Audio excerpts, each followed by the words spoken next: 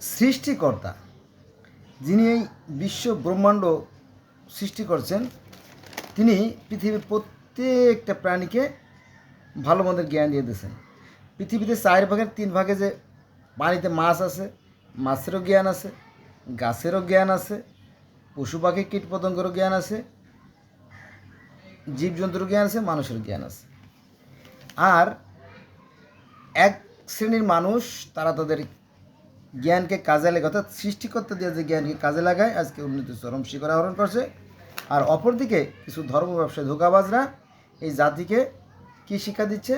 তাবিজ ফোড়া, পানি ফোড়া, তেল ফোড়া, শস্য ফোড়া, সুতো ফোড়া, নাতা ফোড়া, মাটি ফোড়া, ধুলো ফোড়া, এই সমস্ত ভণ্ডামি। আর অন্যের জমিতে বসবাস করে, অন্যের ইনকাম করে খায়, আর ভিক্ষে শিখায়। কি আস্তাগফিরুল্লাহ। আসুন, এই যে মানুষের সৃষ্টিকর্তা যে জ্ঞান দিয়েছে, এই যে জ্ঞান সৃষ্টিকর্তা যে জ্ঞান দিয়েছে, সেই জ্ঞানগুলো কী কী কাজে লাগছে দেখেন। একসময় ডায়রিয়ায় শত শত লোক মারা যেত। আজকাল ওআরএস স্যালাইন আবিষ্কারের ফলে ডায়রিয়ায় মানুষ আর মারা যায় না। যায় না তা না, 2-1 জন মারা যায়, বেশিরভাগ লোক স্যালাইন খেয়ে বেঁচে যায়। আবার কিছু কিছু ডায়রিয়া রোগী যদি বেশি আক্রান্ত হয়ে যায়, তাদেরকে শরীরে স্যালাইন পুষ্কিয়ে দেওয়া হয়, তখন সে আবার কি সুস্থ সুন্দর জীবনযাপন করে, তাই না? আমাশা খুবই মারাত্মক। এই তো ঈদের সময়ে যশোরে ওই চটপটি খেয়ে এক নাগাড়ে এক দোকান থেকে আর কি 60 জনের মতো অসুস্থ হয়ে হাসপাতালে ভর্তি হয়েছে। এটা আমার কথা না, মিডিয়ার কথা। কিন্তু এই আমাশা হইলে মাত্র 2 টাকা দামের ট্যাবলেট আছে, ডাইরোজিল, মেটাসন, ফিলমেট, অ্যামোডিস, এই জাতীয় অনেক আমাশার ওষুধ আছে। এগুলো খাইলে পরে আর আপনার কি মৃত্যুর আশঙ্কা নাই, তাই না? এটা কীভাবে সম্ভব হয়েছে? সৃষ্টিকর্তা মানুষের যে জ্ঞান দিয়েছে, এই জ্ঞানের মাধ্যমে এই প্রাণ রক্ষা হচ্ছে। মজার বিষয় না? আচ্ছা, এবার আসেন 3 নম্বরে। পৃথিবীর সেরা ধনী ব্যক্তি ওই যে বিল গেটস সাহেব, তিনি কি করছেন? তিনি তার সমুদয় সম্পত্তি মানুষের কল্যাণের জন্য দান করে দিয়েছেন। আর সেই টাকা দিয়ে যক্ষ্মার ওষুধ তৈরি করে এনজিওরা সারা পৃথিবীতে বিতরণ করছে। আগে আমরা শুনতাম যে যার যক্ষ্মা আছে তার মৃত্যু নিশ্চিত, কিন্তু এখন আর কোনো ভয় নাই। যক্ষ্মা হলে রক্ষা নাই, এ কথার আর ভিত্তি নাই, জানেন তো, তাই না? এই বিল গেটস সাহেব সারা পৃথিবীতে যারা গরিব দেশ আছে, যারা ওষুধ কিনে খেতে পারে না, তাদের জন্য বিনামূল্যে এই যক্ষ্মার ওষুধ বিতরণ করে থাকে। বিরাগ, তারপরে অন্যান্য ব্যবসার আড্ডা, কনসার্ন, নারীপতি, পাক, বিডব্লিউএসি, সুদরাশি, দর্পণ, অনেক এনজিও আছে যারা এই ওষুধগুলো বিতরণ করে থাকে। বোঝা গেছে বিষয়টা? তাতে কি হয়েছে? এই যক্ষ্মার কারণে যে অকালে অসংখ্য মানুষ মারা যেত, সে মানুষগুলো আর মরতেছে না, তারা প্রাণ ফিরে পাচ্ছে এবং তাদের সুখে শান্তি বিরাজ করছে। এটা কিন্তু সাধারণ বিষয় না, জীবনের ব্যাপার। সবচেয়ে দামি যে জিনিসটা সেটা হচ্ছে আমাদের জীবন, তাই না? তো সেই জীবন রক্ষা হচ্ছে কিসের মাধ্যমে? এই যক্ষ্মার ওষুধের মাধ্যমে। আর এটা দিচ্ছেন কি? বিল গেটস সাহেব, তাই না? এগুলো আবিষ্কার করছে কারা? বিজ্ঞানীরা, কোনো মাওলানা, কোনো হাফেজ, কারি, মুফতি, মুহাদ্দিস না। বোঝা গেছে? আচ্ছা, এবার আসেন হাঁপানি, শ্বাসকষ্ট, হ্যাঁ, অনেক রোগী, ঘরে ঘরে রোগী। এই তো শীতের প্রকোপ শুরু হলেই দেখবেন যে অসংখ্য শিশু এবং বয়স্করা মারা যায় এই হাঁপানি শ্বাসকষ্টের কারণে, তাই না? তো এই হঠাৎ করে হাঁপানি শ্বাসকষ্ট শুরু হলে তার জন্য কী আছে? ইনহেলার আছে, নেজাল স্প্রে আছে, তারপরে বেকনাস স্প্রে আছে, নেবুলাইজার আছে না? অসংখ্য ধরনের ওষুধ আছে যেটাকে আপনার ফুসফুস, যেটা কি বায়ু বাহিত যে নালাগুলো আছে সেগুলো পরিষ্কার করে দেয়, ময়লা দূর করে দেয়, তখন মানুষ কি সুস্থ জীবনযাপন করে। অনেক মানুষই দীর্ঘদিন বাইসে থাকতে পারে। হ্যাঁ, এর মধ্যে অনেক নজির আছে। এই নেবুলাইজার বা ইনহেলার অথবা নেজাল স্প্রে অথবা আফরিন ড্রপ হ্যাঁ, এই জাতীয় অনেক নার্সাল ড্রপ, অনেক ধরনের রোগ ফার্মেসিগুলোতে পাওয়া যায়। এগুলোর ফলে আপনার যে হাঁপানি, তার থেকে কিছু হলে পরিত্রাণ পাওয়া যায়। এবং হঠাৎ করে শিশুদের, বিশেষ করে শিশুদের, একদম নবজাতক শিশুদের নিঃশ্বাস বন্ধ হয়ে মারা যেতে পারে। তো আপনি যদি নিয়মিত এই নেবুলাইজার দেন, তাহলে দেখা যায় আস্তে আস্তে বাচ্চাটা একটু বড় হলে পরে আর মরার সম্ভাবনা থাকে না। এখানে কিন্তু জীবনের প্রশ্ন, জীবন মরণের প্রশ্ন। It is not a simple matter. আচ্ছা, এবার আসেন ঠান্ডা। ঠান্ডা, কাশি, নিঃশ্বাস বন্ধ হয়ে গেছে, বুক জ্যাম হয়ে আছে, তাই না? এজন্য অনেক ধরনের সিরাপ বাজারে আছে, যেমন অফকপ, টুস্কা, ব্রোডিল, তাই না?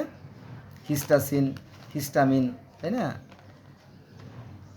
এরকম তো অনেক ওষুধ বাজারে বেরোয়েছে। কীভাবে সম্ভব এটা? কোনো ফেরেশতা দিয়ে গেছে? না। কোনো আজরাইল, জিব্রাইল, মিকাইল না। এটা সৃষ্টিকর্তার যে জ্ঞান দিয়েছে, এই জ্ঞান দিয়ে মানুষ এই সমস্ত ওষুধ আবিষ্কার করছে। আপনিও পারেন, আমিও পারি, তবে এখানে চেষ্টা করতে হবে, কিন্তু আমরা চেষ্টা করি না। সমস্যা হলো এইখানে। আর সেবার আসেন, এক ব্যক্তি হার্ট ব্লক হয়ে গেছে, হার্টে চর্বি জমে গেছে, আর্টারিগুলো, ভেনগুলো আপনার বন্ধ হয়ে গেছে চর্বিতে, যে কোনো সময় সে মারা যেতে পারে, তাই না? সেখানে রিং বসাই দিচ্ছে। আচ্ছা, 2 নম্বরে আপনার হার্ট দুর্বল হয়ে গেছে হার্ট, তাই না? তো সেখানে ডাক্তার কী করলো? একটা পেসমেকার, প্লাস্টিকের হাড় বসাই দিল বাইরে, যেটা ব্যাটাইতে চলে, ব্যাটাইতে আপনার হাড়টা চালাচ্ছে। এটা আজব ব্যাপার না? মানুষ তো আর ঈশ্বর না। মানুষ কি ঈশ্বর? না, মানুষ ঈশ্বর না। তো ঈশ্বর মানুষকে অনেক ভালোবেসে মানুষকে সৃষ্টি করছে, এবং এই পৃথিবীতে মানুষের জন্যই, আর তাকে দিয়ে দিয়েছে ভালো মন্দের জ্ঞান। এই জ্ঞান দিয়ে মানুষ এই সমস্ত জিনিস আবিষ্কার করছে। কী আবিষ্কার করেছে? পেসমেকার, তার মানে প্লাস্টিকের heart. It is not a simple matter. কিন্তু হুজুর কী করছে? হুজুর অন্যের একজন দানের জায়গায় সাবলা একখান বসাইয়ে ওই বাড়ি বাড়ি, দোকানে দোকানে, রাস্তাঘাটে ভিক্ষে করে, আর নিজেও খায়, ভিক্ষার টাকা ছাত্রকে খাওয়ায়। এই আলেমদের এক শ্রেণী জাতিকে পঙ্গু করে দিচ্ছে, তাদের এই বিবেককে কাজে লাগাচ্ছে না। আবার বদনাম করে যে ওই বিজ্ঞানীরা নাকি নাস্তিক, ওই জাপানিরা নাস্তিক, ওই রাশিয়ানরা নাস্তিক, আমেরিকানরা নাস্তিক, হ্যাঁ, উত্তর মেরু, দক্ষিণ মেরু সব নাস্তিক, খালি হুজুর আর হুজুরের বউ ভালো। ভণ্ড, বিশ্ব ভণ্ড। এদের মতো, এদের কঠিন শাস্তি হবে, কোনো সন্দেহ নাই। এদের ভয়ঙ্কর অবস্থা হবে পরকালে, এদের ভয়ঙ্কর অবস্থা হবে, কোনো সন্দেহ নাই। কারণ কোরআন শরীফ তো একটা সংবিধান। কোরআন অনুযায়ী জীবন পরিচালনা করতে হবে, সত্য কথা বলতে হবে, অন্যের ক্ষতি করা যাবে না, তাই না? এগুলো তো কোরআন তো এগুলো শিক্ষা দেয়, কিন্তু কই বাস্তবে কি তা আছে? না, নাই। বাস্তবে প্রয়োগ করতে হলে লাঠি লাগবে, মোটা লাঠি, আর্মির লাঠি, সেনাবাহিনীর লাঠি লাগবে। ওই মিষ্টি মিষ্টি কথা বলে কাজ হবে না। তাহলে আপনি কি করেন? সেনাবাহিনী তৈরি করেন, নিজেরা সেনাবাহিনী তৈরি করেন, যেখানে অন্যায় দেখবেন সেখানে ঝাঁপিয়ে পড়বেন। এইটা ঠিক আছে। আপনি ইমাম, আপনি একজন ইমাম সাহেব, আপনার কাছে থাকবে অস্ত্র, অত্যাধুনিক অস্ত্র থাকবে মাজায়। আপনি মসজিদে দাঁড়ায় দাঁড়ায় ইমামতি করবেন, খুতবা পড়বেন যে সমাজে কোনো রকম অন্যায় অত্যাচার চলতে দেওয়া যাবে না, কোনো গরিবের প্রতি জুলুম চলবে না, মিথ্যে মামলা দেওয়া যাবে না, কারো সে ধোঁকাবাজি করা যাবে না, ভণ্ডামি করা যাবে না, অন্যের জমি দখল করা যাবে না। আপনি বলছেন, যদি এর ব্যপ্তায় হয় তাহলে কড়া শাস্তি হবে, কিন্তু বাস্তবে ভিন্ন। আপনি চোর ছাড়া ভালো মানুষ পাবেনই না। ধার্মিক পাবেন ঘরে ঘরে, ঘরে ঘরে হাজার হাজার ধার্মিক পাবেন, কিন্তু সৎ মানুষ পাবেন না। তাহলে হলো না, হলো না। আমাদের চরিত্র ভালো করতে হবে, কারণ নবী মুহাম্মদ সাল্লাল্লাহু আলাইহি ওয়াসাল্লাম বলছে, মানুষের মধ্যে ওই ব্যক্তি উত্তম যারা 8 লাখ ভালো, চরিত্র ভালো। আমার সে চরিত্র কে আছে? নাই।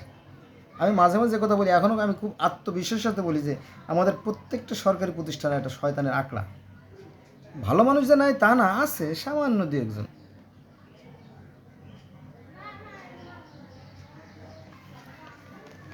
আচ্ছা, এবার মূল কথা আসি। 7 নম্বরে ক্যান্সার। ক্যান্সারের অ্যান্সার নাই, এ কথার আর ভিত্তি নেই। ক্যান্সার হলে কি করে মানুষ, নানান ধরনের পরীক্ষা তো আছেই, নানা ধরনের চিকিৎসা আছেই, তারপরে আবার বিদেশে গিয়ে রক্ত পরিবর্তন করে একদম ফ্রেশ হয়ে আসে। তাহলে ক্যান্সারও চিকিৎসা আছে যদি সময় মতো চিকিৎসা করা যায়। এটা কীভাবে সম্ভব হয়েছে? শুধুমাত্র সৃষ্টিকর্তা যে জ্ঞান দিয়েছেন এই জ্ঞানটাই কাজে লাগে। কিন্তু এই জ্ঞানটাই কাজে লাগে তো হুজুর নিষেধ করে, তাহলে কাম সারা, তাদের ব্যবসা বন্ধ, ধর্ম ব্যবসা বন্ধ হয়ে যাবে। বন্ধুরা, আমার কারো প্রতি ক্ষোভ নাই, তবে মনের দুঃখে কথাগুলো বলি। আমিও মাদ্রাসার ছাত্র ছিলাম, 4টে মাদ্রাসায় পড়ছি, কারিনা করছি, ইসলামিক্সের মাস্টার্স কমপ্লিট করছি। হ্যাঁ, তো আল্লাহ আমার চোখ খুলে দিয়েছে। আমি আবার বিজ্ঞানেরও ছাত্র ছিলাম, সায়েন্সের ছাত্র ছিলাম, আবার ইংলিশেও কিছু কিছু ছিলাম, ইংলিশের ছাত্র ছিলাম ডিগ্রিতে। তো এই হলো বিষয়। এই জন্য কথা বলি যাতে আমাদের ভাইরা একটু উপকৃত হয়। এখন যদি আমার ভাইরা আমাদের গালাগালি করে তাহলে আমার তো কিছু বলার নাই, ভাষায় থাকে না, তাই না? আসুন আমরা আমাদের চরিত্র বদল করি, আমরা এই হিংসা বিদ্বেষ থেকে দূরে থাকি। কারণ এই ধর্মগুলো মানুষের সাথে মানুষের হিংসা বিদ্বেষ ঘৃণা থেকে সৃষ্টি হয়েছে। কিন্তু সৃষ্টিকর্তার বিধানে কোনো পরিবর্তন নাই। সকল মানুষকে তিনি সমানভাবে দেখেন এবং সবার জন্য তিনি সমান জ্ঞান বন্টন করেন। জ্ঞান, ভালো মন্দের জ্ঞান কিন্তু সবারই আছে, ছোটো ছোটো বাচ্চারাও আছে, ছোটো ছোটো বাচ্চারাও আছে, দেখবেন। আচ্ছা, তারপরে আসেন ক্যান্সারের অনেক চিকিৎসা আছে। তারপরে রক্তের কর্নিয়া, তাই না? চোখে অনেক ধরনের সমস্যা মানুষের হয়। নেত্রনালী বন্ধ হয়ে গেছে, নেত্রনালী পরিষ্কার করার জন্য খুব সহজ, মাত্র 50 টাকা, 100 টাকা, 200 টাকা হলেই নেত্রনালী পরিষ্কার করে দেয়। চোখের পাওয়ার মেপে দেয়, গ্লাস দেয় যেটা চোখকে রক্ষা করে। মজা না? এই ধরনের অনেক অত্যাধুনিক অনেক চিকিৎসা আবিষ্কার কীভাবে সম্ভব? শুধুমাত্র এই সৃষ্টিকর্তা দিয়ে জ্ঞান দ্বারা সম্ভব হয়েছে। কিন্তু হুজুর বলে না, বিজ্ঞানের কাছে গেলি ভাড়া তোমার সাথে কোনো বনিবনা নাই, তাহলে আমাদের ব্যবসায় ধস দেখা দেয়। সব মূর্খ তো জগৎ ভরে যাক, সারা পৃথিবীতে মূর্খ তো ভরে যাক, তারা আমাকে গুরু মানুক আর আমরা পানি ফোড়া দেবো, তাই খেয়ে তারা ঘরে বসে থাকবে, তাই না?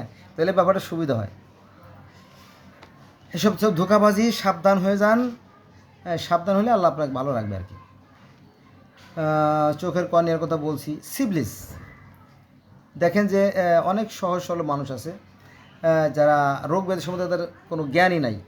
তারা আমাদের আনাচে কানাচে যে সমস্ত নালা ডোবা পচা জায়গা আছে, ড্রেন মেন আছে, এইসব জায়গায় প্রস্রাব করলে এই পুষা নোংরা জায়গা থেকে নানান ধরনের রোগ জীবাণু তার শরীরে প্রবেশ করে, ফলে তার শরীরে অনেক রকমের রোগ হয়। এত রোগ কীভাবে বলেন? যেমন সিবলিস, তারপরে gonorrhoea, herpes, chancroid, chlamydia, HIV, AIDS, hepatitis C, hepatitis B, এই ধরনের অনেক যৌন রোগ হয়ে থাকে। আচ্ছা, ড্রেনে নর্দমায় নোংরা জায়গায় প্রস্রাবের ফলে যে সমস্ত মারাত্মক রোগে আক্রান্ত হয়, সেই শুধু আক্রান্ত হয় না, সে তার পরিবারকেও আক্রান্ত করে, ফলে একটা পরিবার অকালে ধ্বংস হয়ে যায়। কিসের কারণে? নির্বুদ্ধিতার কারণে। কারণ আমরা আমাদের চারপাশের পরিবেশকে আমরা পরিষ্কার রাখি না। বোঝা গেছে বিষয়টা? এটা আর কি। আচ্ছা, এবার আসতেছি আমরা 11 নম্বরে। এটা খুবই মারাত্মক। আচ্ছা, মারাত্মকের আগে আরেকটা মারাত্মক কথা বলে নেই।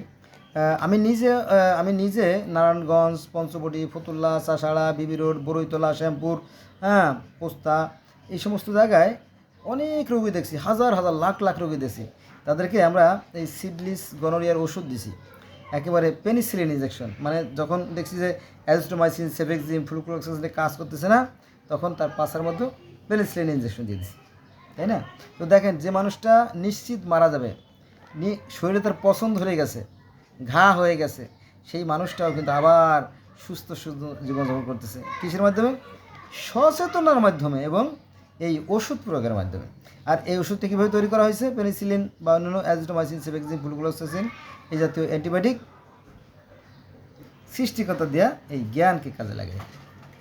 কিন্তু হুজুর বলে না, ওই সমস্ত বিজ্ঞান টিজ্ঞান বুঝি না, ওগুলো হলো নাফরমানি, বেঈমান, ওরা নাস্তিক, ওরা ফাস্তিক, ওরা হচ্ছে ইসলামের দুশমন। চিন্তা করেন। আচ্ছা, এবার আসেন টিটিনাস, মোস্ট ইম্পর্ট্যান্ট একটা পয়েন্ট। টিটিনাস, আগেকার দিনে গর্ভবতী মারা যখন বাচ্চা প্রসব করতো, তখন মারা অনেক সময় ধনুষ্ট করে আক্রান্ত হয়ে খিঁচুনি হয়ে মা মারা যেত এবং প্রায় দেখা যেত বাচ্চা মারা যেত। কিন্তু আজকাল এই শিশু মৃত্যুর হার একদম শূন্যের কাছাকাছি চলে আসছে। মজা না? কেন জানেন?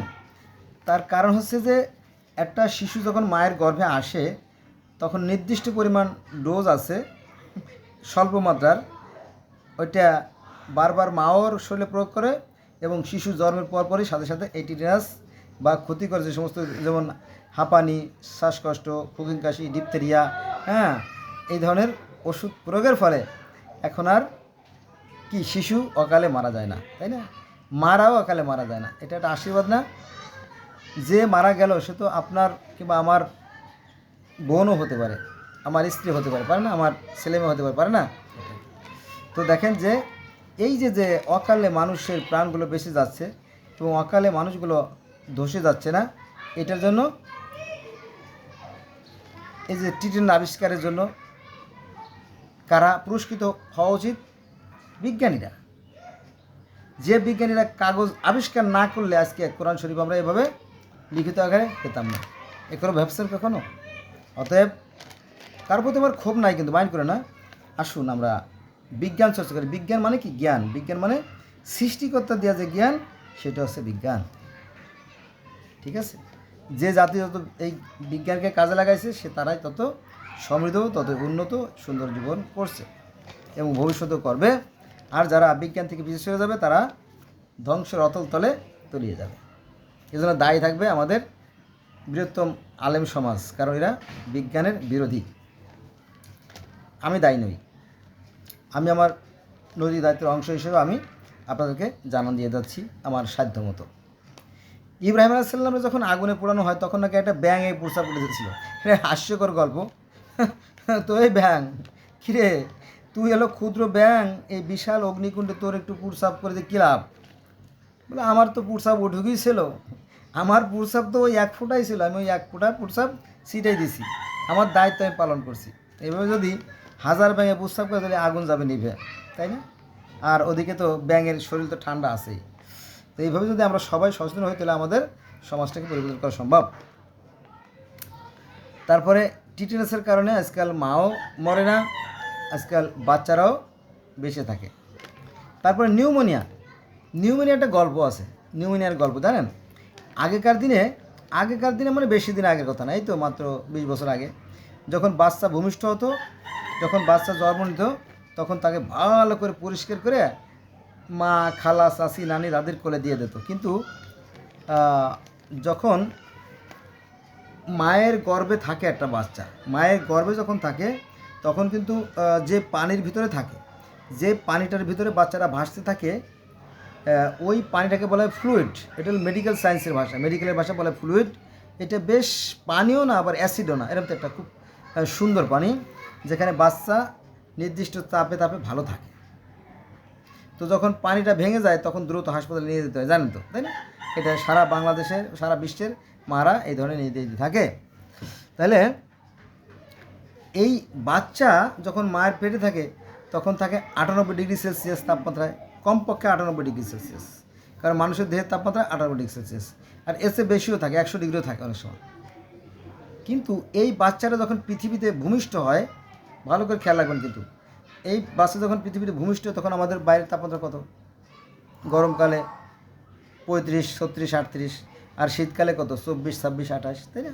তো তখন 98 ডিগ্রি থেকে তখন 30 ডিগ্রি চলে আসে, অর্থাৎ মানে প্রায় 60 মাইনাস হয়ে যাচ্ছে পিছনে। তখন এই বাচ্চাটা এমনি চুপসে যায়, কুচকে যায়, এমনি শীতে সে কাঁপে। তারপরে যদি পানিতে দেওয়া হয় তাহলে হঠাৎ করে তাকে কি ক্যাস্ট কোল্ড, দ্যাটস মিন তাকে ঠান্ডা লাগে, নিউমোনিয়া হয় এবং অকালে প্রাণ ঝরে যায়।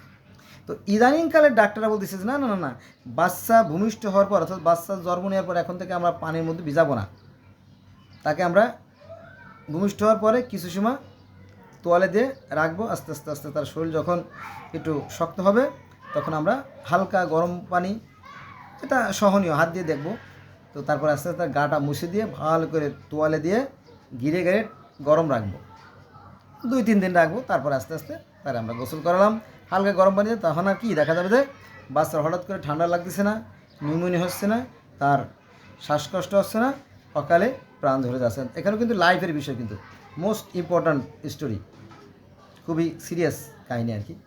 তো এগুলো কারা পালন করে? এগুলো ডাক্তাররা এই বিষয়ে ভালো জানে, তাই না? তো দেখেন যে এই আমাদের এই নিউমোনিয়া আগে যে পরিমাণ হতো এখন আজকাল আর হয় না, কারণ বাচ্চা জন্মের পরপরই তাকে আর সেই ঠান্ডা পানিতে ভিজানো হয় না, তাকে তোয়ালে দিয়ে গরম রাখা হয়, ফলে নিউমোনিয়া আক্রান্ত হয় না এবং অকালে প্রাণও ঝরে যায় না। সুন্দর না? তাহলে আপনারা কিন্তু আমি অনেক কিছু শিখে দিচ্ছি, হ্যাঁ, মেডিকেল সায়েন্সের। ডাক্তার কিন্তু এভাবে বলবে না, কারণ তারা তো কোটি কোটি টাকা খরচ করে ডাক্তার হয়েছে, তাই না? আপনারা কেন ডাক্তার শিখাবে? আমি কিন্তু আপনাদের কাছে দোয়া পাওয়ার যোগ্য, আমার জন্য দোয়া করবেন। আর যদি কেউ গালাগালি করেন, আশা রাখি সেই গালাগালি আমার লাগবে না, হ্যাঁ, এটা আর কি, দোয়া করবেন। আচ্ছা, এবার আসেন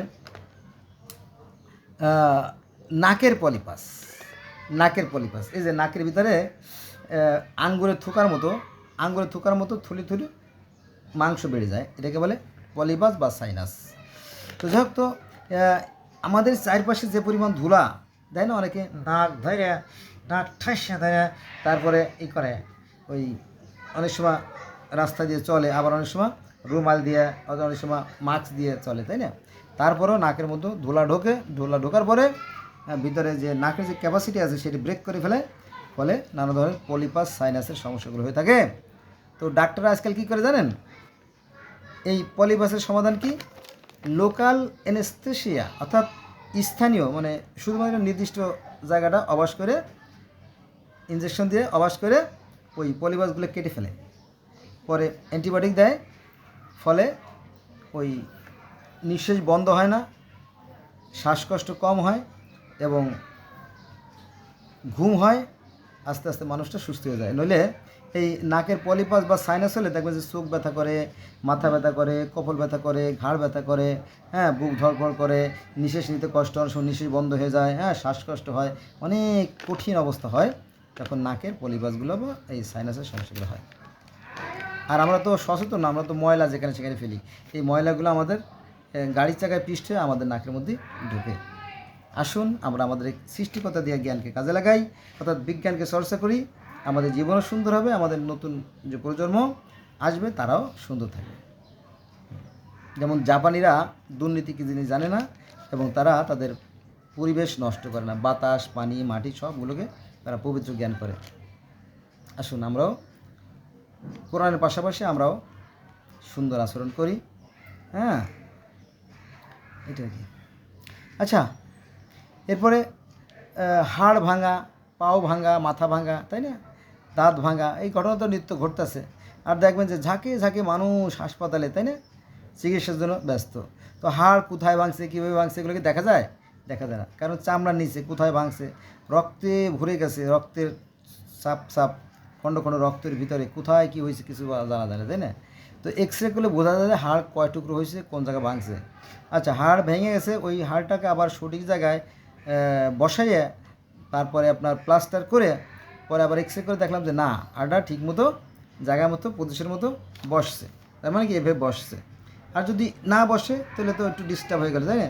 তখন আবার ওটা খুলে আবার বসে দেওয়া হয়, বসে দিয়ে আবার এক্স রে করলাম, দেখলাম ঠিক আছে, বসছে। তারপরে ডাক্তার কি বলে, সাবধান, এই হাত পা নাড়াচাড়া করবেন না, তাই না? অনেক সময় ইট দিয়ে, অনেক সময় লোহার রড দিয়ে একেবারে সিটের সাথে একেবারে টান টান করে ঝুলে রাখে রুগী, রাখে না? হ্যাঁ, রাখে, ঝুলে রাখে। পরে তারপরে দেখা যাচ্ছে কিছুদিন পরে, 24 ঘন্টা পরে আর 24 দিন পরে যাই বলেন, আস্তে আস্তে ওই হাড়ে জোড়া লেগে যায়, তাই না? ঠিক জায়গা মতো জোড়া লেগে গেছে। আর যদি জোড়াটা অন্যভাবে লেগে যায় তাহলে কিন্তু মুশকিল, তাই না, রিস্ক হয়ে যায়। যদিও ক্যালসিয়াম জমে জমে জায়গাটা এভাবে যদি জোড়া লাগে তাহলে জায়গাটা পুষ্ট হয়ে যায়, কিন্তু আপনার এই জায়গাটা যদি এভাবে পুষ্ট হয়ে যায়, মনে করেন এভাবে পুষ্ট হয়ে গেলে আপনার এই জায়গাটা রক্তের চাপ বেড়ে যায়, ব্লাড সার্কুলেশন বেড়ে যায়, ফলে ওই জায়গাটা ব্যথা করে, পরবর্তীতে ব্যথা করে, কারণ রক্ত চলাচলের সমস্যা হয়, ঠিক আছে? আর যদি পজিশনের মতো বসে তাহলে কিন্তু আগের মতো আবার ঠিক হয়ে যায়, তাই না? এগুলো কীভাবে সম্ভব হয়েছে? এক্স রের মাধ্যমে। এই এক্স রে কারা আবিষ্কার করছে? আমাদের গ্রামের কুদ্দুস মাওলানা, তাই না? আলেমদের ব্যাপারে আমার কোনো অভিযোগ নাই, কিন্তু এই ভণ্ডামি ছেড়ে দেন, ভণ্ডামি ছেড়ে দিয়ে সৃষ্টিকর্তা যে জ্ঞান দিয়েছে এই জ্ঞানকে কাজে লাগান, আপনিও ভালো থাকেন, আপনার চারপাশের মানুষকেও ভালো থাকতে দেন। কিচ্ছু হয় নাই, খালি আপনি দেখেন যে মসজিদের মতো পবিত্র জায়গায় দাঁড়াইয়াও কিন্তু গালাগালি করে, অন্য অন্য ধর্মের বিরুদ্ধে খালি বদনাম, খালি বদনাম আর বদনাম, খালি বদনাম, আর জান্নাতের লোভ দেখায়। আচ্ছা যাক, তারপরে এক্স রে পার হয়ে গেল, মেরি কুরি এক্স রে আবিষ্কার করছে। তারপরে আল্ট্রাসোনোগ্রাম, এই যে গর্ভবতী মারা যখন বাচ্চা বড় হয় 5 মাস 6 মাস 7 মাস হয়ে যায়, তখন আল্ট্রাসোনোগ্রামকে দেখে বাচ্চার সব ফিটনেস ঠিক আছে কিনা। ডাক্তার বলল যে আপনার বাচ্চার এই মাথার যে চাড়া, ব্রেনের যে চাড়াটা, সেটা ভালো করে গজায় নাই, একটা ছেলেটা বিকলাঙ্গ হয়ে যেতে পারে। তখন সর্বনাশ, বলে কি আমার প্রথম সন্তান, এটা বিকলাঙ্গ হবে, ব্রেনের সমস্যা হবে, নাও বাঁচতে পারে, ডাক্তার কী করা যায়? বলে যে ঘাবড়াবেন না, আপনি যদি সাবধান হন, আপনার একটা সাবধানী সন্তান হবে, আর আপনি অসাবধান হলে আপনার বাচ্চাটা নাও বাঁচতে পারে। কী করতে হবে? আপনাকে আমরা আয়রন এবং ক্যালসিয়াম ভিটামিন যেগুলো দেব, এগুলো সঠিক নিয়মে খাইয়ে যেতে হবে। তাই নাকি? হ্যাঁ। কয় মাস? 3 মাস। ঠিক আছে ডাক্তার, দেন। পরে ডাক্তারের নির্দেশ মতো এই মহিলা 3 মাস আয়রন ক্যালসিয়াম ভিটামিন ভালো করে খেলো সঠিক নিয়মে।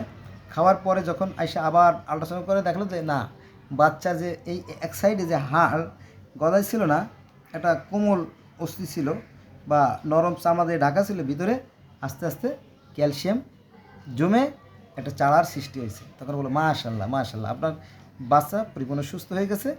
আশা রাখি আমরা ডেলিভারির আগে একটা সুস্থ বাচ্চাই জন্ম হবে। এটা কিন্তু ডাক্তারের ইচ্ছাও না, রোগীরও ইচ্ছা না, এটা গড গিফটেড। সৃষ্টিকর্তা মানুষকে জ্ঞান দিয়েছে, সেই জ্ঞান অর্জন করে মানুষ এই সমস্ত তৈরি করছে। কত সুন্দর না? এগুলো আমাদের অর্জন করা দরকার না? দরকার। কিন্তু সেখানে তাই পানি পড়া, যা কিছু হবে আল্লাহর তরফ থেকে হবে, এগুলো মিথ্যে কথা। কারণ আল্লাহ পাক বলছে আমি মানুষকে ভালো মন্দের জ্ঞান দিয়ে দিয়েছি, এবং মানুষ ঠিক ততটুকু পায় যত সে অর্জন করে। যে যা অর্জন করবে তার জন্য প্রত্যেকটা মানুষের আমলনামা তার গলার হার স্বরূপ। যদি যারা পরিমাণ ভালো কাজ করে তার প্রতিদিন তাকে দেওয়া হবে, আর যারা পরিমাণ মন্দ কাজ করে তার প্রতি তাকে দেওয়া হবে। এটা কোরআনের কথা। কর্ম করে অর্জন করতে হবে, কিন্তু বলে যে আল্লাহ খাওয়াবে, খালি শীতে শুয়ে থাকেন আল্লাহ খাওয়াবে, এগুলো ধোঁকাবাজি, ভণ্ডামি। অজু করলে নাকি সমস্ত পাপ ধুয়ে দিয়ে চলে যায়, এগুলো ধোঁকাবাজি। যাক, তারপরে আসেন হাড়ের এক্স রে গেল, তারপরে আল্ট্রাসাউন্ড গেল, এনজিওগ্রাম, তাই না? এনজিওগ্রাম গেল, তারপরে পরিবার পরিকল্পনা। মেরি স্টোপস নামে একজন মহিলা আজ থেকে অনেক বছর আগে, তো উনি সম্ভবত 1960 সালে বা 1860 সালে এমন কিছু হবে আর কি, আমার স্পষ্ট মনে নাই। তো ইনি প্রথম বলছিল যে পরিকল্পিত পরিবার গঠন করা সম্ভব যদি আমরা দায়িত্বশীল আচরণ করে সচেতন হই। তখন এই মেরি স্টোপসের বিরুদ্ধে মামলা হয়ে যায়, ঈশ্বর বিরোধী কথা, আল্লাহ বিরোধী কথা, আল্লাহ মুখ দেবে, আল্লাহই খাবার দেবে। তো কিছু লোক বলে যে না, যদি আমি পরিকল্পিতভাবে পরিবার গঠন করতে পারি, আমার আর্থিক সঙ্গতির উপর ভিত্তি করে যদি আমি একটা পরিবার গঠন করতে পারি, আমার আয় কম, আমার পরিবার ছোটো, আমার আয় বেশি, আমি একটা বড় পরিবার নিলাম, তাতে ক্ষতি কী? তখন এই মেরি স্টোপসের যে কথাগুলো সেগুলো মানুষ লক্ষ্য করলো এবং বললো যে না, ভালো তো, এরম যদি হয় তো মন্দ কিসের, তাই না? তো যাক, 1962 সালের দিকে বা 65 সালের দিকে যখন আমাদের বাংলাদেশে প্রথম এই পরিবার পরিকল্পনা আসে, অর্থাৎ ফ্যামিলি প্ল্যানিং আসে, তখন এই পরিবার পরিকল্পনা, তখন তো পাকিস্তান ছিল, তখন এই পরিবার পরিকল্পনার যে অফিসগুলো ছিল তাতে আগুন লাগাই দেওয়া হতো, এবং এই পরিকল্পনার সাথে যে সমস্ত কর্মকর্তা কর্মচারী জড়িত ছিল তাদেরকে মার দেওয়া হতো, তাদের কাছ থেকে টাকা পয়সা কেড়ে নেওয়া হতো, এরকম ঘটনা ছিল। হ্যাঁ, তো যাক, তারপরে কি হলো, দেখলো যে তাদের সাথে পারা যাচ্ছে না, মানুষে মায়া বড়ি খায়, সুখী বড়ি খায়, ফেমিকন খায়, ওয়াশিট গোল্ড খায়, হ্যাঁ, সুখী খায়, এগুলো খায়, তো এদের ঠেকান যাচ্ছে না। তখন কি করবে, গোপনে গোপনে বলে যে এগুলো খাইলে কবরে আজাব হবে, কঠিন আজাব। তখন ওই সর্বনাশ, তাই তো। কিন্তু এখন আর ঠেকাইতে পারে নাই। এখন ঘরে ঘরে ওই যে হাফেজ সাহেব, কারি সাহেব, মুফতি সাহেব, মুহাদ্দিস সাহেব, হ্যাঁ, সবার বউরা এই বড়ি খায়, তবে গোপনে খায়, বুরকার নিচে লুকায় লুকায় খায়। আমরা হয়তো দেখি না, কিন্তু একটা কথা আছে না যে example is better then percept. আমরা জানি একটা মা 15টা 16টা 18 20টা বাচ্চা দিতে পারে, কিন্তু হুজুর বাচ্চা নিয়েছে মাত্র 2টে, বাকিগুলো কই গেছে? কইছে মায়াবড়ি খাইয়ে সব বন্ধ করে রাখছে, অথবা ইঞ্জেকশন এসে ডিপোপ্রোভেরা, জন্ম নিয়ন্ত্রণ যে ইঞ্জেকশন, কিন্তু বলে না। হ্যাঁ, বোঝা গেছে? কারণ বউ তো 4-5টা, সাল মেয়ে যদি 80টা জন্ম হয়, মনে করেন যে 4টে বউর পেটে যদি 80টা বাচ্চা জন্ম হয়, তাহলে কী অবস্থা হবে? সারা বিশ্ব একটা হয়ে যাবে না, গিনিস বুকে নাম লেখানো হয়ে যাবে না? ওরে বাবা!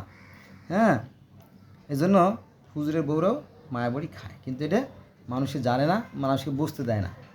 হ্যাঁ, এটা একটা ধোঁকাবাজি আর কি, আলেমদের ধোঁকাবাজি। দেখ, হ্যাঁ, বিয়ে করবে অনেকগুলো, কিন্তু বাচ্চা নেবে কম, এটা হয় না।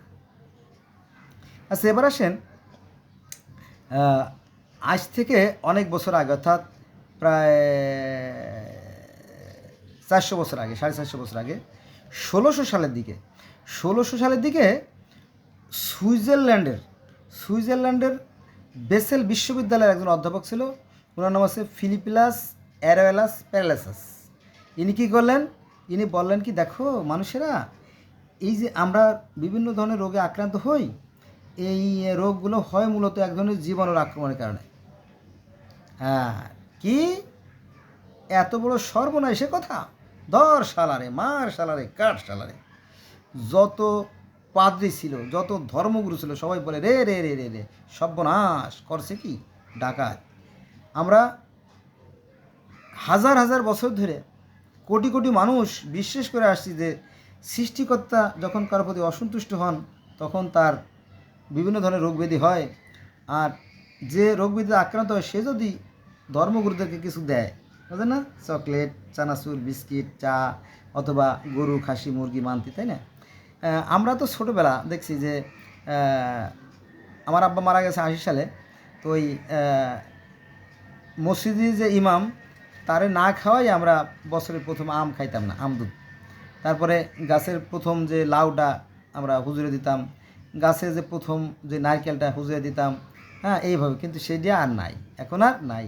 আগামী দিনে এটা তো থাকবেই না, বরং পিঠে মায়েরও হতে পারে। কারণ যারা নিরীহ, যারা সাধারণ মানুষ, তাদেরকে ধোঁকা দেয় কারা? এই আলেমদের অধিকাংশ একটা খণ্ড। তারা সৃষ্টিকর্তা দেওয়া জ্ঞান, সেই জ্ঞানকে তারা কাজে লাগাতে রাজি না, অন্যের লেখা কবিতা মুখস্থ করে। যাক, আমি ভাঙাই বলবো না, যারা জ্ঞানী তারা তো বুঝবেন। জ্ঞানী যারা বোঝে তারা শুধু ইশারায়, নাদান রে বুঝাইতে পারে কে আছে কোথায়। জ্ঞানী যারা বোঝে তারা, জ্ঞানী যারা বোঝে তারা শুধু ইশারায়, মূর্খরে বুঝাইতে পারে কে আছে কোথায়। কচুর মতো কচু হলে অল্প জালে সেজে, মানসির মতো মানুষ হইলে ইশারাতেই বোঝে। বন্ধুরা, অনেক কথা আছে, বলা যায় না, তারপরে অনেক কথা ডাইরেক্ট বলে ফেললাম। আমার আলেম ভাইরা আমার পরে গালাগালি করবে, খেপা করবে, কিচ্ছু আসে যায় না। এই আলেমদের পরে ক্ষুধার গজব ডান্ডা নাজিল হবে, কারণ কোরআনের বিরুদ্ধে কাজ করতেছে না। কারণ কোরআনে বলছে যে সৃষ্টিকর্তাকে জানতে হবে, হ্যাঁ, এবং মানুষ হওয়ার চেষ্টা করতে হবে। কোরআনের কথা কিন্তু আমি কিন্তু বুকাদের দলের নই। কোরআন শরীফ আমি অসংখ্যবার পড়ছি, ঝাঁঝা করে ফেলেছি। কোরআনটা আমার শরীরের ভিতরে আছে, বুকের ভিতরে আছে, পুরো কোরআন শরীফ আছে। শুধু কোরআন শরীফ, অন্য ধর্মগ্রন্থ আছে। প্রত্যেকটা ধর্মগ্রন্থই কিন্তু সুন্দর কথা বলে, ন্যায়ের কথা বলে, আদর্শের কথা, কল্যাণের কথা বলে। কিন্তু এই ধর্মগুরুরা, হ্যাঁ, মানুষের সাথে মানুষের বিভেদ সৃষ্টি করে মারামারি, কানাকানি, হানাহানি করতে চায়। এবং পৃথিবীতে সবচেয়ে বেশি যুদ্ধ হয়েছে ধর্ম নিয়েই, রক্তারক্তি, খুন খারাপে যুদ্ধ নিয়ে হয়েছে। যাক, যেটা বলছিলাম যে 1600 সালের দিকে যখন সুইজারল্যান্ডের বেসেল বিশ্ববিদ্যালয়ের অধ্যাপক ফিলিপিলাস অ্যারোয়েলাস বলো যে এক প্রকার জীবাণুর কারণে রোগ আক্রান্ত হয়, তখন ধর্মগুরু বলো যে ধর শালারে, মার। তখন সেই ফিলিপিলাসের বিরুদ্ধে মামলা হয়ে যায়। তখন মামলা কেউ নিতে চায় না। বিচারক দেখলো তো সর্বনাশ, ফিলিপিলাসের পক্ষে তো কেউ নাই। হ্যাঁ, সব ধর্মগুরু, সব খালি ধার্মিক, খালি ঘরে ঘরে ধার্মিক। হ্যাঁ, তখন দেখলো যে মহাবিপদ, তখন উনি কী করলো, ধার্মিকদের পক্ষে রায় দিল, নইলে তো ওই বিচারকরে কিলেই মেরে ফেলবে, তাই না? তারা তো সময় দেওয়া উচিত আছে, তুমি কি আবিষ্কার করছো, তুমি যে জীবাণু আবিষ্কার করছো জীবাণু দেখাও তো। এখন জীবাণু তো আপনার হাত দিয়ে দেখানো সম্ভব না, ওটা তো ক্ষুদ্র, তো অনুবীক্ষণ যন্ত্র অথবা ইলেকট্রিক মাইক্রোস্কোপ বা কম্পিউটার মাইক্রোস্কোপ দরকার, তাই না? তো ওটা তো আস্তে আস্তে আস্তে দেখাইতে হবে, তার সময় দরকার, কিন্তু সেই সময় নাই। ওর বিচার করো। পরে এই ফিলিপ্লাস কী করলো, পালাইয়া নিজের দেশে চলে গেল। তারপর আস্তে আস্তে আস্তে আস্তে যখন সে করলো, এই জীবাণুর আবিষ্কার করলো, তখন দেখালো, এই দেখো আমি যা বলছিলাম সেটাই সত্য। তখন হাজার হাজার লাখ লাখ কোটি কোটি ধর্মগুরুরা আমরা কি করছি, ভুল করছিলাম, আমরা ভুল করে ফেলাইছি, সরি ফর দ্যাট, তবা করলে তো সব মাপ, তাই না? এই সমস্ত ভণ্ডামি ছেড়ে দিতে হবে। তো যাই হোক, আজকাল যদি আমরা ডাক্তারের কাছে যাই, যে ডাক্তার আমার তো খালি চুলকানি, হ্যাঁ কী করা যায়, বলা যে আপনার একটু রক্ত পরীক্ষা করতে হবে, কোন ধরনের জীবাণু, ঠিক আছে কত লাগবে, বেশি না 160 টাকা, আচ্ছা দেন। তো টেস্ট, এই যে প্যাথোলজি একটা ইংরেজি শব্দ, তার বাংলা অর্থ হচ্ছে রোগ নির্ণয়।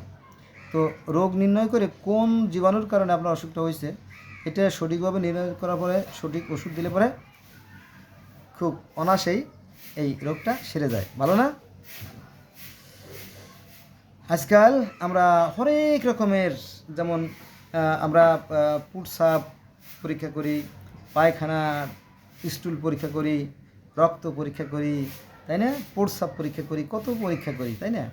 তারপরে আরেকটা মজার পরীক্ষা করি, সেটা হচ্ছে যে প্রেগন্যান্সি টেস্ট, বেবি চেক। অর্থাৎ একজন মায়ের যদি মেনস্ট্রুয়েশন বন্ধ হয়ে যায়, তাহলে বুঝতে হবে তার পেটে সন্তান আসছে, অথবা বুঝতে হবে রোগের কারণে, তাই না? তো যদি সন্তান আসে, তাহলে ওই যে প্রেগনেন্সি টেস্টের মাধ্যমে বোঝা যাবে সে কি মা হতে যাচ্ছে, তাই না?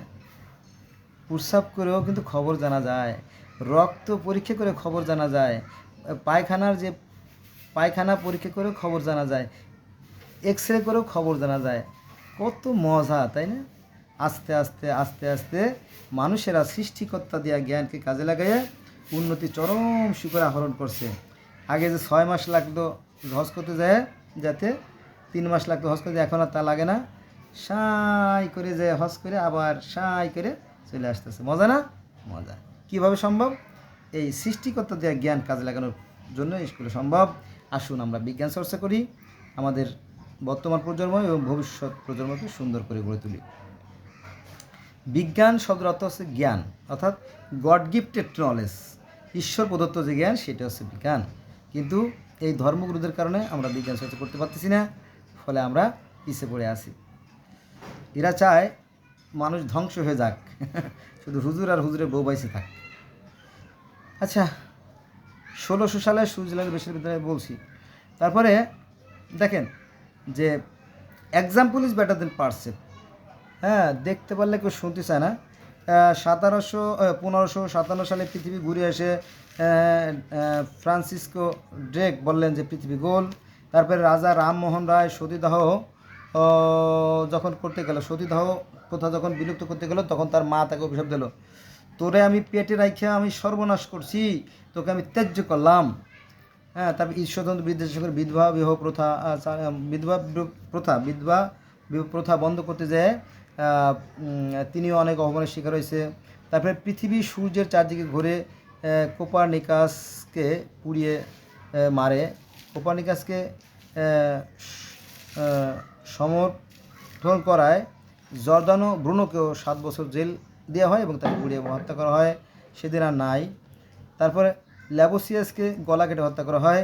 গ্যালিলিওকে চার্চের সামনে ক্ষমা চাইতে বলা হয়, যা গৃহবন্দী রাখা হয়, যেটা খুবই লজ্জাজনক, হত্যার চেয়ে বাজে একটা বিষয় ছিল। তারপরে কম্পিউটার বিজ্ঞানী অ্যাঞ্জেল টিউরিঙ্গও নিজে আত্মহত্যা করে। তারপরে 1925 সালে বেয়ার্ড নামক একজন বিজ্ঞানী এই টেলিভিশন আবিষ্কার করে। আজকাল ঘরে ঘরে টেলিভিশন, তারপরে ল্যাপটপ, তারপরে মোবাইল, কত কিছু, তাই না? কিন্তু আমার নাই 39 মিনিট হয়েছে, আরও 46 মিনিট দেখি। আমি শুধু মানে ডিটেলস না বলে আমি শর্টে ঘাটে শুধু বলে যাব। তারপরে অ্যান্টিভেনামের আবিষ্কারের ফলে ওই যে আপনার সাপে কাটলে এখন আর মানুষ মরে না, লাখ লাখ মানুষ জীবন ফিরে পাচ্ছে। তার মেরিকুরির এক্স-রে আবিষ্কার, এটাও মানুষের জন্য মহাকল্যাণ বয়ে আনছে। লুই পাস্তুর জলাত্মক রোগ ইঞ্জেকশন আবিষ্কার করেন।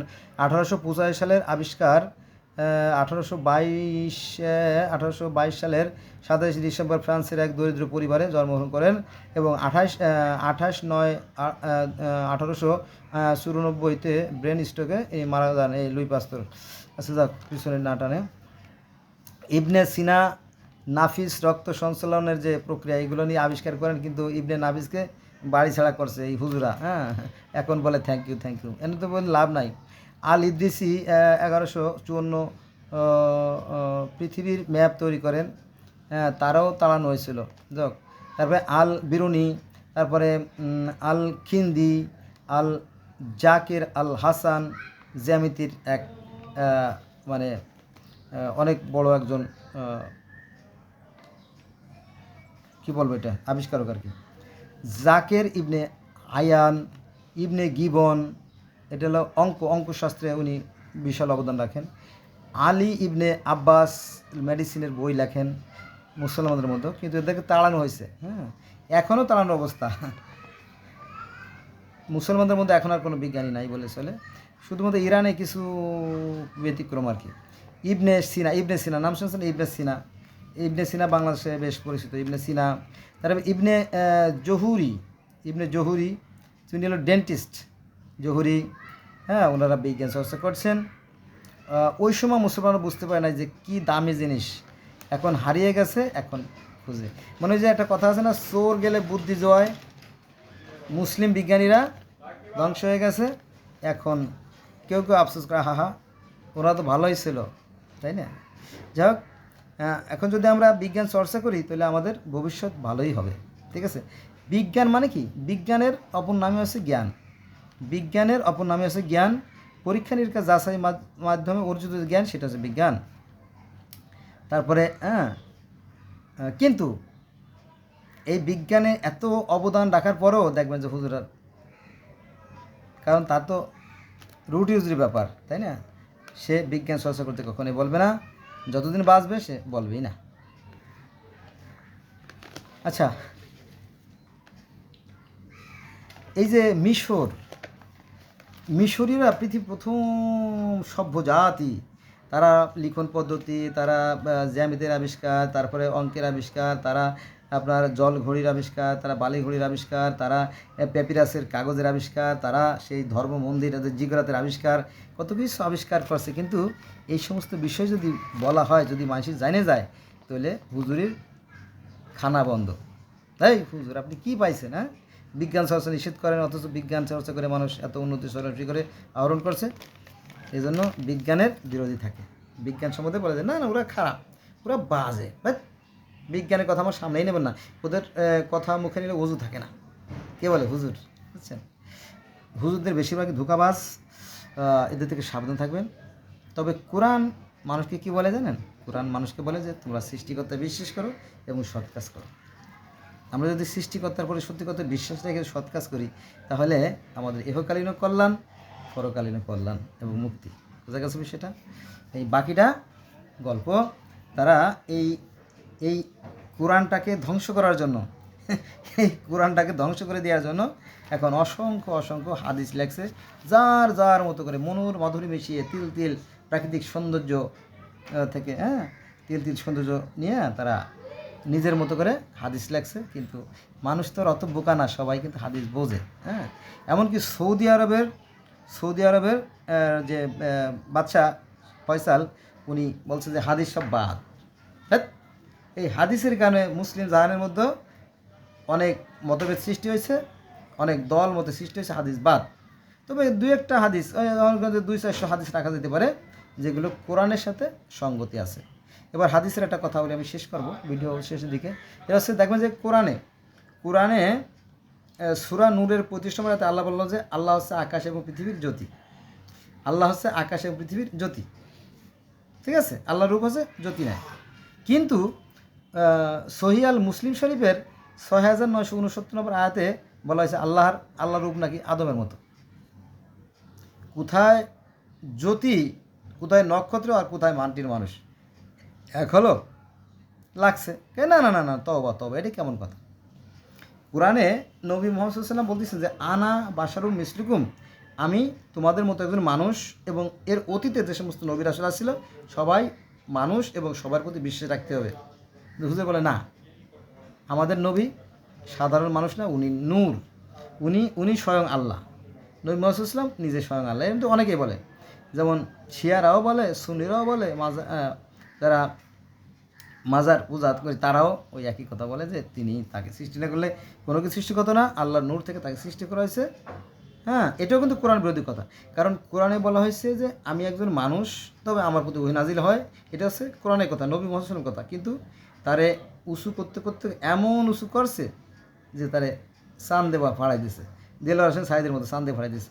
এগুলো ধোঁকাবাজি। এই ধর্ম খুবই সেন্সিটিভ জিনিস, কারণ এটা ধর্মের সাথে জন্ম মৃত্যু জড়িত। হ্যাঁ, এটা খুবই লাজুক বিষয়। কিন্তু